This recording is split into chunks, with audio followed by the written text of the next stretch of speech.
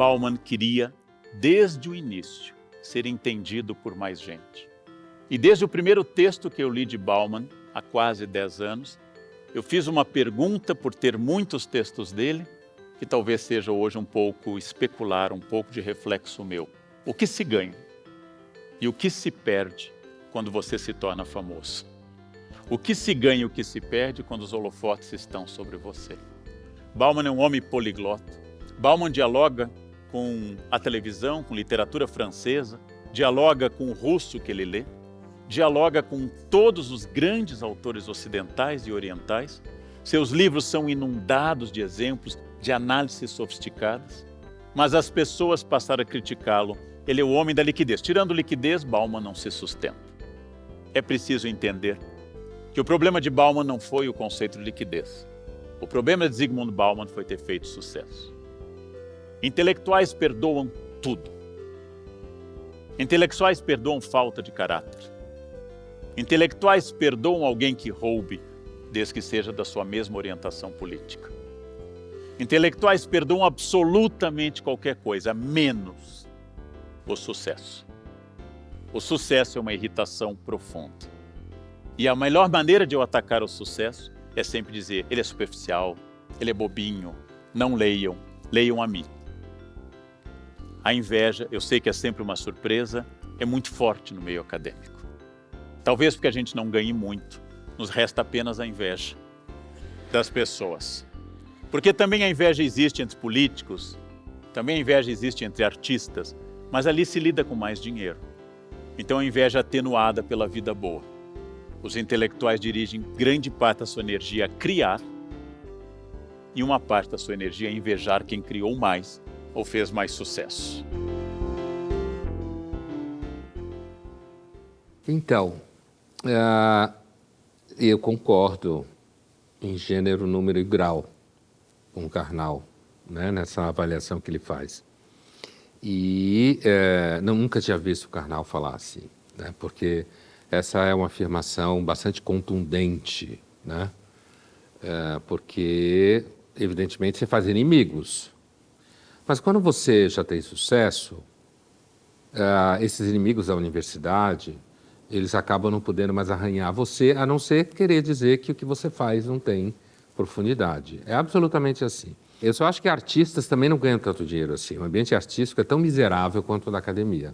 Só que eu acho que as misérias são diferentes. Porque no mundo artístico, está todo mundo claramente querendo ficar famoso.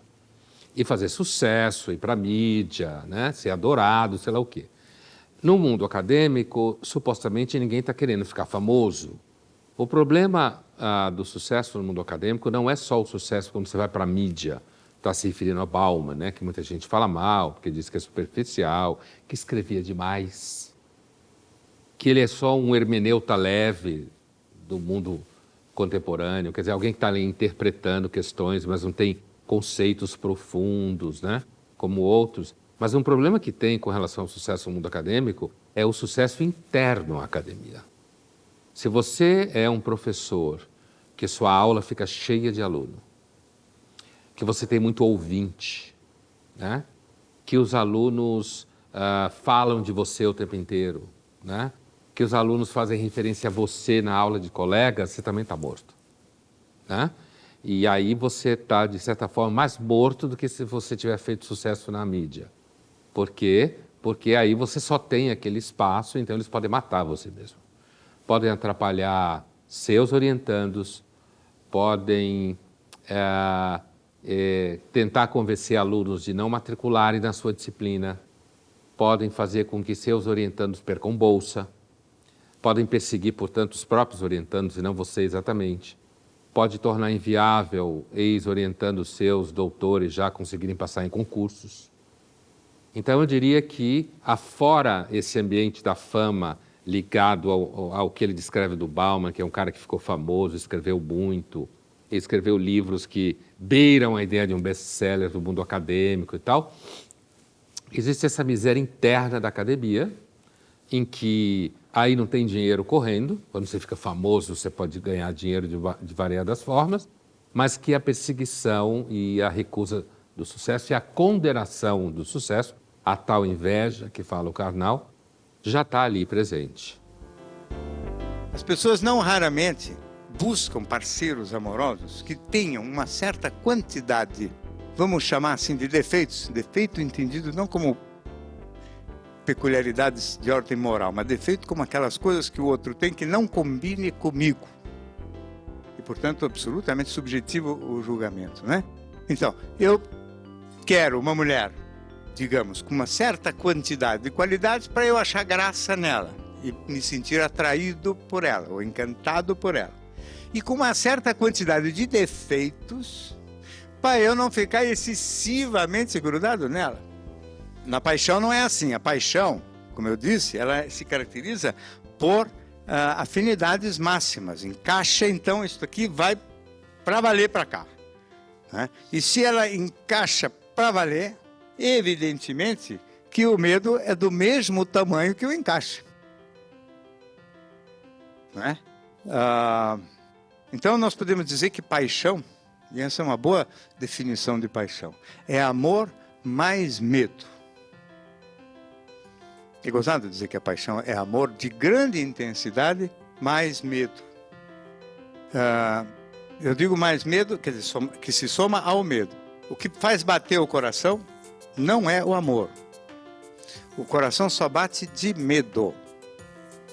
O pessoal que brinca, né, que amor feliz não dá história. Não dá para fazer um filme de história de amor feliz. Demora 5 minutos só. Você tem crenca para poder dar uma história mais comprida. A paixão é amor mais medo. Primeiro, eu não tenho tanta certeza assim que o que faz o coração bater na paixão seja só o medo. É porque a pura presença da pessoa ao seu lado te excita, te faz sonhar, você tem vontade de pôr a mão nela, abraçar, falar com ela, e você não pode. Isso é descrito, inclusive, desde o século XII, XIII, pela literatura chamada amor cortês, né? O termo é posterior. É claro, se eu acordo no meio da noite pensando, ela está me traindo, não está me traindo, ela me ama, não me ama, se eu ficar pobre, ela continua comigo ou não, é claro que isso aí é medo, né? Isso é paranoia. Com relação ao amor, então, quando ele falava que você precisa dos defeitos que a pessoa tem, porque isso é que dá uma certa liga à relação, e, portanto, há ali, digamos assim, uma dialética, né, de prazer e desprazer no cotidiano. Eu acho que isso é bastante verdadeiro mesmo. Quer dizer, a ideia de que você poderia, então, ser feliz por muitos anos se a pessoa fosse igualzinha a você, gostasse de tudo que você quer e não trouxesse nenhum momento de percalço no cotidiano, talvez você se entediasse. Apesar de que todos nós sempre sonhamos e reclamamos, como ele bem diz, né, de certas características que as pessoas têm. E ele, na fala, demonstra uma atenção muito grande por problema do que os americanos chamam de be not judgmental, quer dizer, não julgar moralmente. Ele fala, eu não estou falando de defeitos morais, eu estou falando de defeitos do ponto de vista subjetivo, né? Ou seja, ele cai fora da ideia de que ele estaria dizendo, não, essa pessoa pode ter defeitos morais, né? Características que são consideradas imorais ou amorais. Quando a gente tem internet como estrutura, não como uso, é outra coisa. Estou falando como configuração de forças, base, né? Você tem um modelo de ordenação em que você pode ter 1 bilhão de pessoas ao mesmo tempo navegando, configurando, sem ter um pai. Então, você tem micro-ordens que se tangenciam. Queridos e queridas, nós aprendemos uma coisa nova e a gente não está sabendo usar. Nós aprendemos como ordenar muitas ordens. Isso é muito legal. Muitas ordens. Nós temos condição de conviver, de fazer a diferença conviver hoje. E não tínhamos antes das redes e da internet. Entramos no século XXI com uma capacidade técnica muito superior à nossa capacidade de lidar com ela. Então, a gente fala muito mal da internet, isso é um absurdo, a internet não tem culpa de nada, muito pelo contrário. A internet é algo que pode nos permitir um mundo novo. Se a gente tem alguma expectativa de futuro, é uma nova ordenação psíquica, novos modos de gestão públicas e privadas a partir da rede. Gestão em rede é uma gestão em que você faz com vários pontos e os pontos vão se tangenciando. Você não precisa ter uma hierarquia verticalizada. Essa discussão da internet, eu acho que primeiro é uma discussão, talvez pessoas que vivam daqui 100 anos consigam discutir de uma forma minimamente não aderente ou anti-aderente, né? Ou seja, aquilo que o Humberto Eco falava, a diferença que ele fazia entre apocalíptico e integrado, né? Eu diria que o discurso da Viviane Bosé aqui é claramente um discurso integrado. Eu acho que, hoje em dia, claro, tem apocalípticos, tem integrados, tem apocalíptico integrado em relação à biotecnologia, tem em relação à inteligência artificial, que está na moda, né? Nesse ano de 23. Eu não concordo inteiramente com a Viviane Bosé na sua adesão integrada, não que eu acho que a internet é em si um monstro apocalíptico, porque toda essa ideia de que a vida à internet gera uma horizontalidade que necessariamente é construtiva, eu acho que essa é uma ideia que há que se provar, não há nenhuma prova disso, né? Então, eu desconfio muito do discurso da horizontalidade.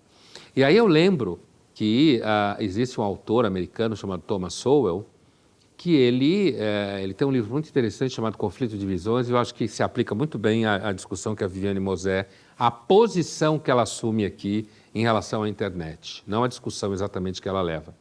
Ele fala que, ao longo da tradição filosófica, ciências humanas, toda a gama de saberes que discutem os seres humanos e sociedades e política, existem basicamente duas visões de ser humano.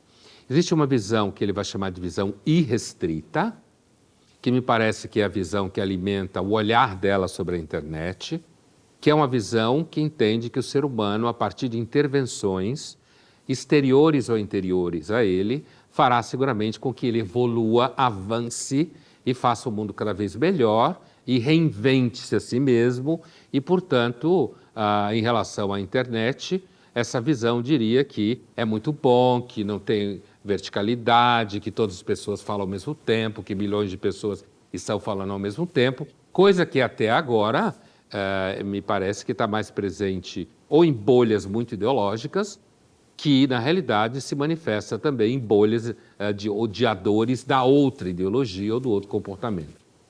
Então essa é a visão irrestrita. Por que significa irrestrita? Porque significa que o céu é o limite para o ser humano se tornar melhor, mais aperfeiçoado e mais perfectível. Existe uma outra visão, que é a visão restrita, que entende que o ser humano tem lá seu conjunto de recursos limitados, né? O autor é economista, por isso vem essa ideia de precariedade de recursos, né? O ser humano tem recursos precários que ele consegue ajustar, consegue avançar, recua, que a história provaria até hoje uma visão restrita, que alguém pode discutir por causa dos avanços técnicos, mas os próprios avanços técnicos, ao criar problemas, além de soluções, como a própria internet, acabaria sustentando a tese de que o ser humano, sim, é restrito, porque ele tem essa tecnologia toda na mão e ele faz um monte de besteira com essa tecnologia e a própria tecnologia, ao ser inventada, ela coloca em circulação uma gama de ideias, produz erosão institucional e só uma espécie de anarquismo muito ingênuo acharia que a internet seguramente vai fazer o mundo melhor. Então, eu acho que a visão da Viviane Bosé, a partir dessa questão de visão restrita e irrestrita, fica muito claro que ela tem uma visão irrestrita do ser humano. Que o ser humano pode avançar, melhorar e que nós estamos fazendo isso colocando pessoas em discussão. A visão restrita, que é uma visão que eu acho, do meu ponto de vista, mais consistente, é uma visão que olha o ser humano sempre que, olha, toma cuidado, porque pode dar ruim, porque normalmente dá. Dizer que eu dou um grande valor à amizade, digo já, não significa que eu gostaria de viver circundado só de amigos. Eu adoro ter inimigos. Eu acho o ódio um afeto salutar. Eu me sentiria péssimo sem ninguém para odiar. Eu acho que isso é uma atividade boa e me permite fantasiar tudo de mal que gostaria que acontecesse com as pessoas que eu odeio, eu não me privaria disso sob nenhuma condição. Acharia chatíssimo só ter amigos. Nos últimos dias ou nas últimas semanas, alguém escreveu, não consegui me lembrar quem sabe alguém se lembre aqui, alguém escreveu que nas redes sociais brasileiras a cordialidade morreu. E de fato é verdade, eu acho que ela sumiu em geral das redes sociais mundo afora. Mas se o Brasil era o país da cordialidade, nas redes sociais ele certamente não é mais. Também não acho bom que a gente possa se odiar tanto quanto a gente parece se odiar nas redes sociais, porque é bom odiar alguém quando você sabe por quê, né? Porque senão é chatérrimo, tão chato quanto amar alguém sem saber por quê. É preciso, para que o ódio seja interessante, é preciso ter inimigos e saber por quê. Poder articular qual é a razão pela qual você os odeia. Saudoso Contardo. Então, o Contardo sempre foi um pensador original, né? Quer dizer, uma característica que aparece aqui nesse vídeo. Quando ele diz que o fato que ele valoriza muito a amizade não significa que ele queria dizer que só queria ter amigos na vida, né? E que ele gostava de ter inimigos porque é importante para uma pessoa poder odiar. Eu acho isso fundamental, né? Quer dizer, isso que ele fala é fundamental, principalmente numa época em que há tanta projeção narcísica de pessoas querendo dizer que ama todo mundo. Inclusive eu ouvi alguns anos atrás, isso antes da pandemia eu acho, uma frase que era odeie o seu ódio, né? Do tipo, a gente só deve querer amar as pessoas o tempo inteiro. E que eu tenho por hábito sempre desconfiar de pessoas que dizem que amam todo mundo, que amam a humanidade, que quer fazer o mundo melhor. Eu tenho uma desconfiança muito grande de gente assim. Então, eu concordo plenamente quando ele fala que o ódio, de alguma forma, inclusive o fato de que quando você odeia uma pessoa, você pode trabalhar suas fantasias, de que você queira que aconteçam coisas negativas com essa pessoa. Necessariamente você não vai lá bater nela, mas você tem todo mundo de fantasias em que, na sua fantasia, ela se ferra, ela fica mal, porque você a odeia. Outra coisa que eu acho muito interessante no que ele fala, ele envereda pela discussão da cordialidade brasileira, né? E que na internet, ele se refere a alguém que teria escrito isso, que na internet a cordialidade brasileira morreu, né? E ele faz uma diferença entre um ódio, digamos assim, integrado à personalidade, quer dizer, eu odeio você porque, sei lá, eu sou palmeirense e você é corintiano, então faz todo sentido a gente se odiar, né? Ainda que seja lúdico esse ódio, é diferente do ódio, digamos assim, quantitativo, em escala, que circula pela internet. Então, me parece que o ódio na internet, hoje nas redes sociais, é um dos principais elementos, aqui tomando emprestado o conceito de líquido do Bauman, né? É um dos principais elementos do que eu vejo cada vez mais como uma censura líquida que existe no mundo hoje, que vai talvez merecer cada vez mais uma atenção séria, além da ideia de que haters são idiotas. Haters hoje podem conseguir criar uma matéria jurídica contra uma pessoa, né? E com relação à cordialidade que ele fala, sem dúvida nenhuma, porque essa cordialidade, eu acho que ela hoje se instala mais claramente na ideia de privatização do público, que faz parte da cordialidade, da ideia de carteirada, né? Na ideia de informalidade. O brasileiro desconfia de quem é muito formal, né? Agora, a cordialidade como uma tentativa de saída de saia justa, posições contraditórias que geram conflitos e que o brasileiro prefere encontrar soluções que sejam mediadas e, portanto, não entre em conflito frontal com nada, que é característico também do conceito de cordialidade, né? De fato, a internet e as redes sociais enterraram completamente isso, mostrando que, se você não tiver que enfrentar a pessoa frontalmente, você vai conseguir odiá-la tranquilamente. Olha, do ponto de vista histórico de 20 anos, eu diria que o café filosófico, sem dúvida nenhuma, foi uma invenção que foi, digamos assim, primordial em abrir as portas para um discurso mais articulado na mídia. Na TV Cultura, que evidentemente não tem essa audiência toda, mas que tem uma marca muito importante, né? Eu tenho certeza, se o café filosófico ele fosse objeto de emissão de outra marca de TV, talvez a marca dele não tivesse ficado tão associada à credibilidade que ele tem. De fato, se conseguiu abrir um espaço para ideias que normalmente circulavam só na academia. Nesse sentido, a gente pode dizer que o café filosófico, ele, dentro daqueles planos ideais que se pensa da relação entre educação e sociedade, o café filosófico é e foi uma ferramenta de ampliação da educação, né? No sentido mais largo do termo. Agora, digamos assim, as transformações que aconteceram hoje, né? E na última década principalmente, com a emergência inclusive de redes sociais, internet e tudo mais, isso tem, como tudo na vida, a ambivalência clássica, como dizia o próprio Bauman, né? Ambivalência clássica, quer dizer, a internet dá voz a um número gigantesco de imbecis, como dizia Humberto Eco, com razão, e ao mesmo tempo a internet e redes sociais cria uma acessibilidade e capilarização que faz com que pessoas tenham acesso a conteúdos que provavelmente não teriam. Então eu diria que, nesse sentido, os últimos anos, apesar de todos os horrores e os ódios e a violência, né, que tem acontecido, o mundo tem se tornado cada vez mais interessante. E o mundo interessante é bom para intelectual público e filósofo, né?